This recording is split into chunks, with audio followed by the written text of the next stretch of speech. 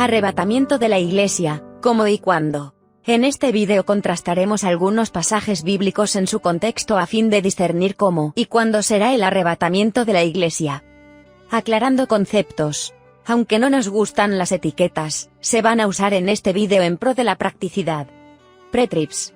Con esta expresión se entiende que la persona cree que la Iglesia será arrebatada antes de que el Señor desate sobre la humanidad los 21 juicios que se conocen como la Gran Tribulación.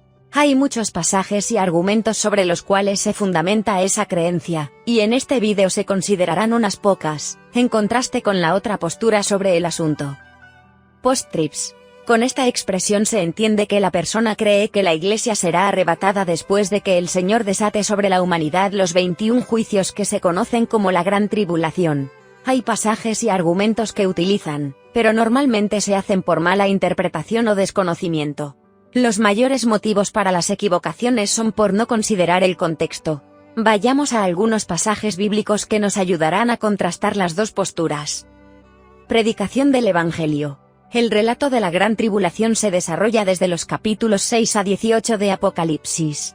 Por un lado se exponen los 21 juicios, y por otro se pone el foco en más detalle en algunos puntos como los 144.000 judíos, los 2 testigos, Israel, Babilonia, etc.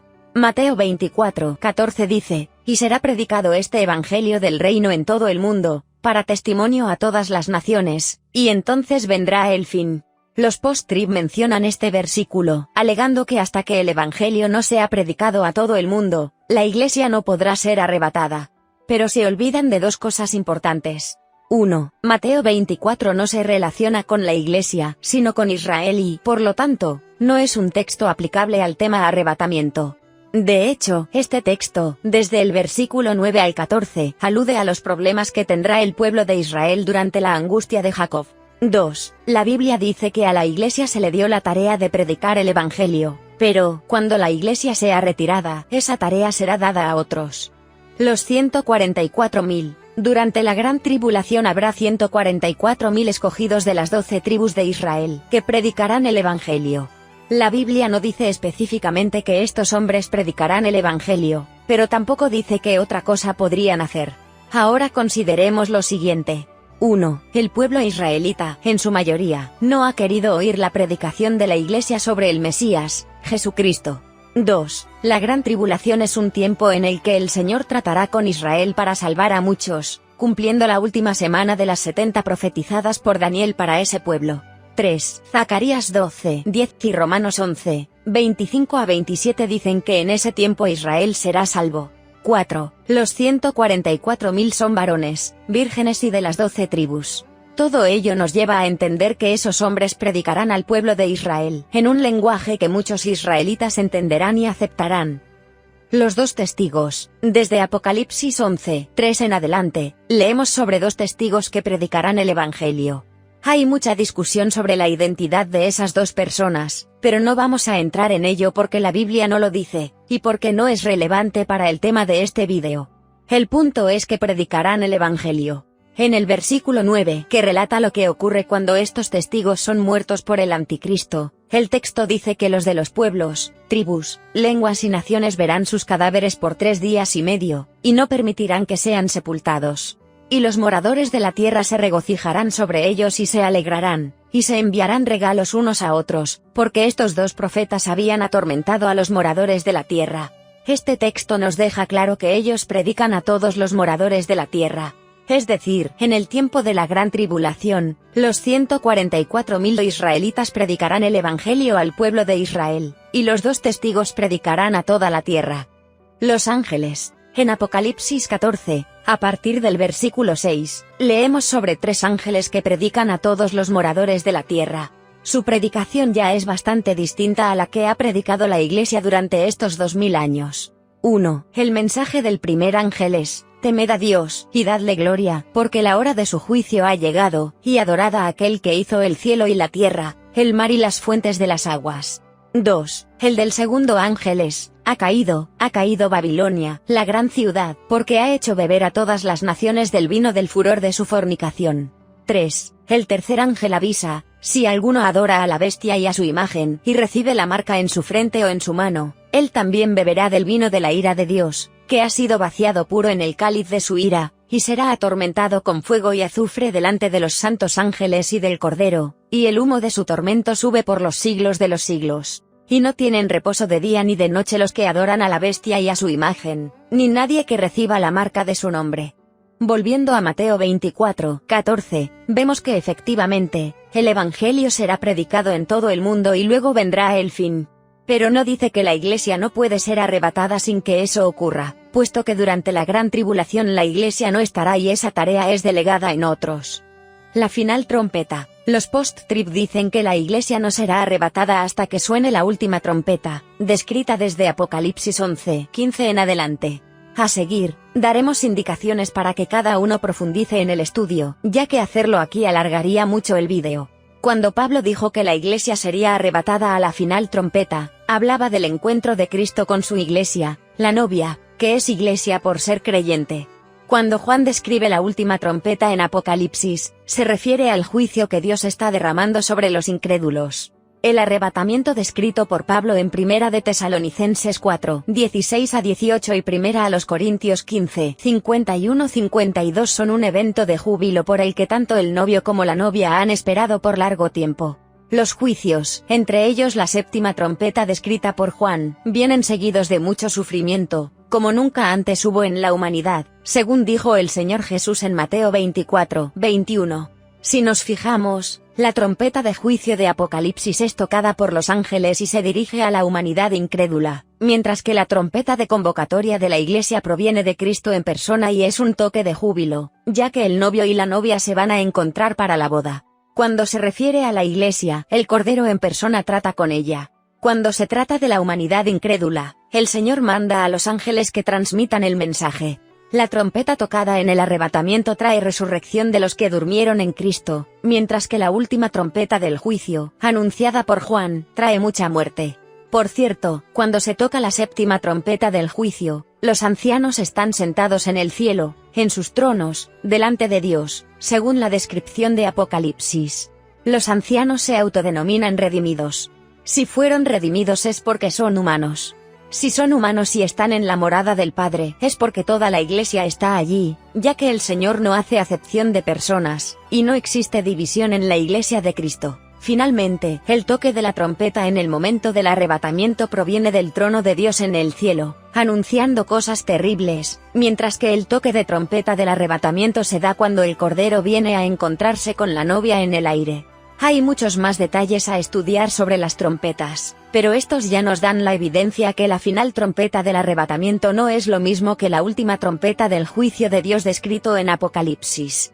La venida de Cristo a la tierra. Describiendo el arrebatamiento de la Iglesia, Pablo explica que el Señor en persona, con voz de mando y trompeta de Dios, descenderá del tercer cielo, encontrándose con la Iglesia, que será arrebatada en las nubes, y se encontrará con Él en el aire, siendo a seguir transformada en un abrir y cerrar de ojos para ser llevada a la morada del Padre.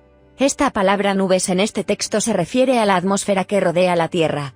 Al parecer, la Iglesia será levantada como ocurrió con el Señor cuando ascendió a la morada del Padre tras resucitar. Todo esto es un extracto de Primera a los Tesalonicenses 4:16-18, Primera a los Corintios 15:51-52 y Hechos 1:9-11. En Apocalipsis 19, se nos relata que el Cordero sale del cielo para venir a la tierra en lo que se conoce como segunda venida o día del Señor. Hay varias indicaciones muy interesantes en ese texto. Una de ellas es que los 24 ancianos adoran a Dios en el trono, alabando a Dios porque ha llegado el momento de la boda del Cordero. Dice que su esposa se ha preparado, y se le ha concedido que se vista de lino fino y resplandeciente. Notemos que en ese texto ya se le llama esposa y no más novia. Eso es así porque en el contexto bíblico ocurre primero la unión del matrimonio, y luego la celebración de la fiesta con los convidados. En este canal tenemos un vídeo titulado La boda, que lo explica en detalle. También recomendamos el vídeo que habla de las 10 vírgenes descritas en Mateo 25, que no son la Iglesia, según la Biblia. Siguiendo con Apocalipsis 19, vemos que se mencionan a los invitados a la boda. En el vídeo referente a las vírgenes se explica en detalle. Pero, adelantaremos que Joel 2:16 hace una invocación que muestra quiénes son los invitados que estarán en la tierra, esperando a los esposos para disfrutar del banquete.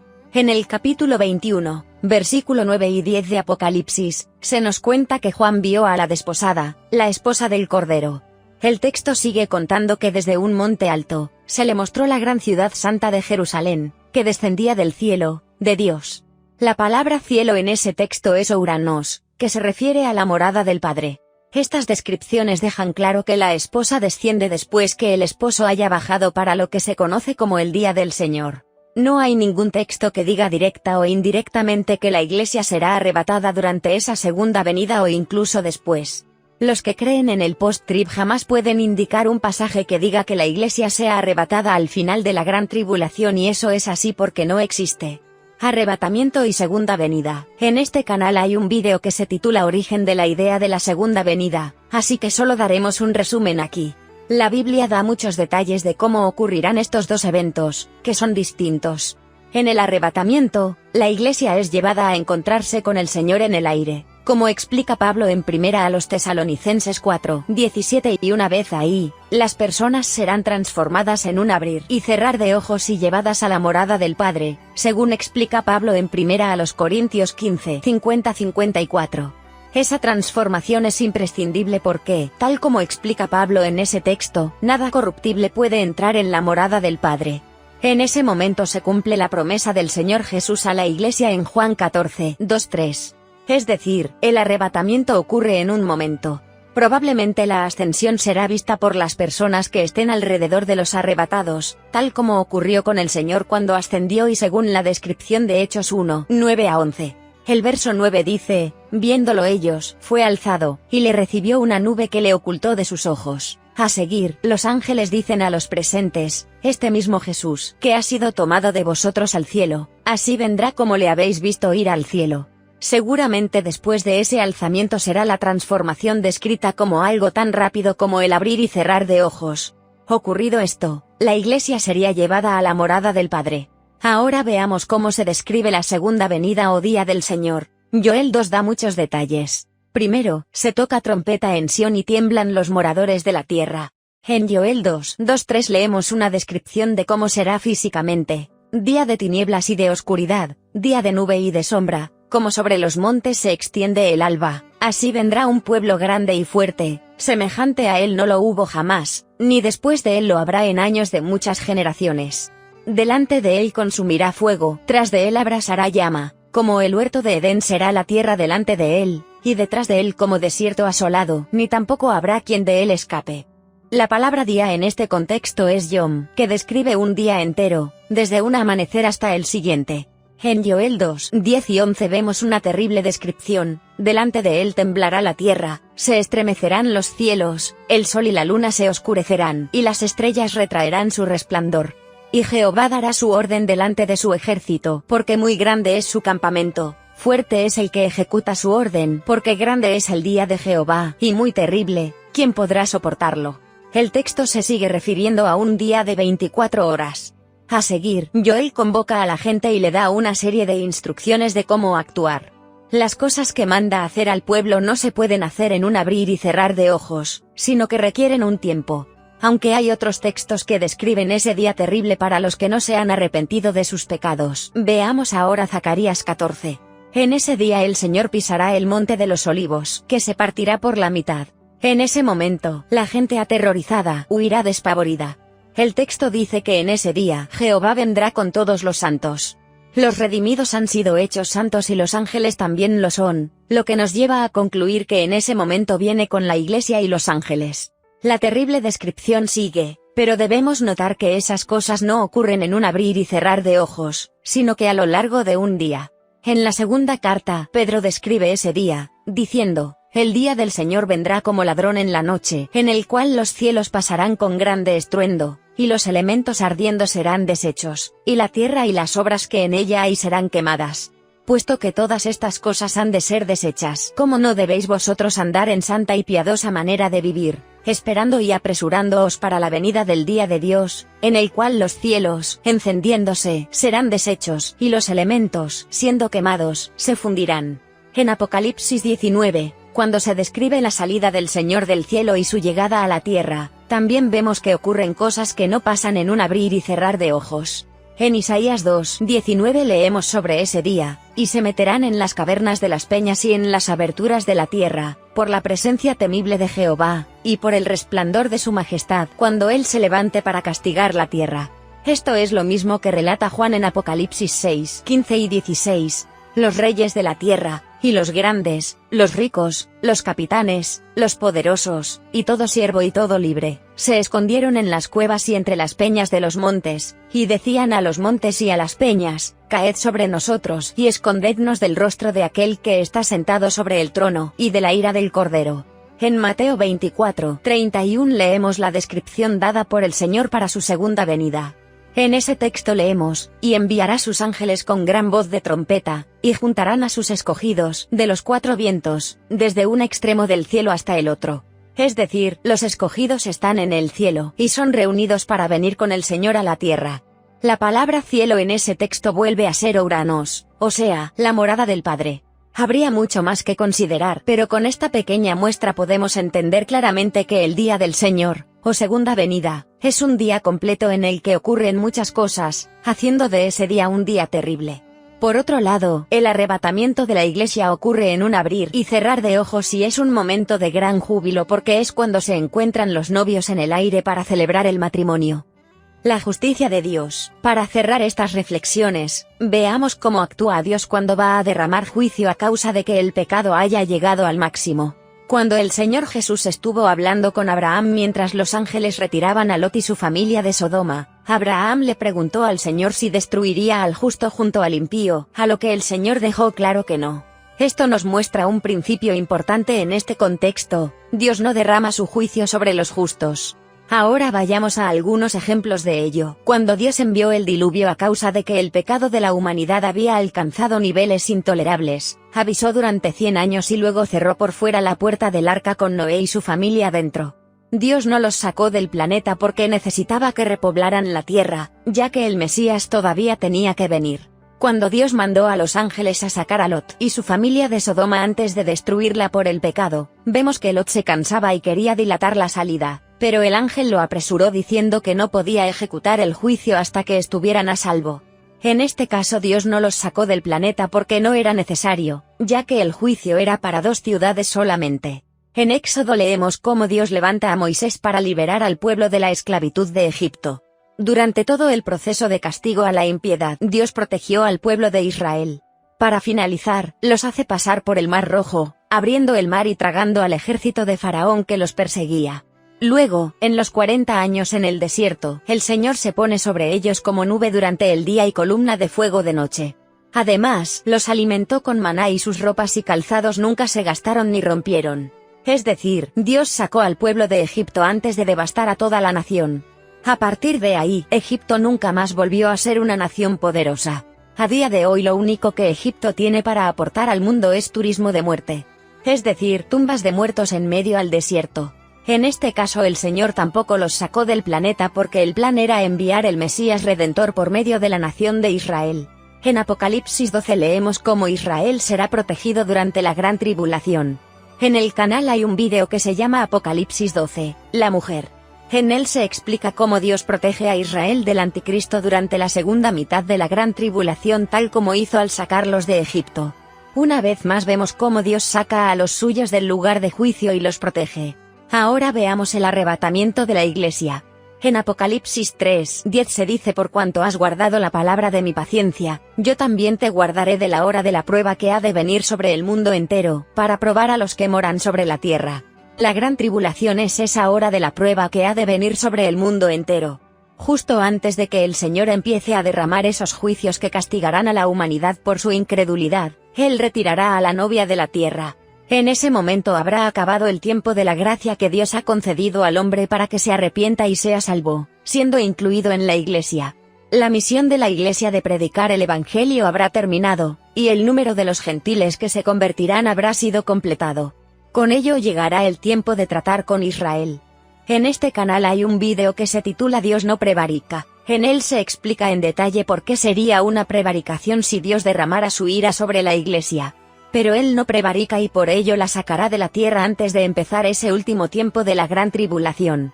Además de todo ello, La ira de Dios fue derramada sobre el Señor Jesús en la cruz como castigo por el pecado. Sería por lo tanto otra prevaricación si castigara al cuerpo de Cristo, la Iglesia, derramando su ira sobre ella. Reflexión final. Como hemos visto, el arrebatamiento se dará en un momento, mientras que el día de la segunda venida del Señor será visible a toda la humanidad y durará un día entero. Ese día se define como terrible. Ante estas consideraciones, te invitamos a que reflexiones y ajustes tus creencias a la palabra de Dios.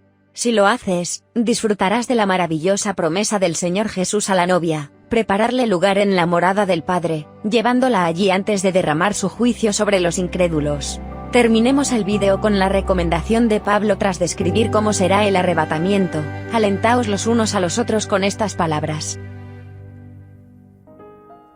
Deja tu comentario abajo diciendo si este vídeo te ha edificado, te ha aportado algo o no te gusta, por lo que sea. Nos interesa saber qué es lo que bendice a nuestra audiencia. Debido a la creciente censura, publicamos materiales relacionados con temas sensibles vía email. En Telegram publicamos noticias cotidianas, relacionadas con el fin de los tiempos. Si te ha gustado este material, te pedimos que nos ayudes a promocionarlo, suscribiéndote, dando like y, sobre todo, compartiéndolo con tus contactos.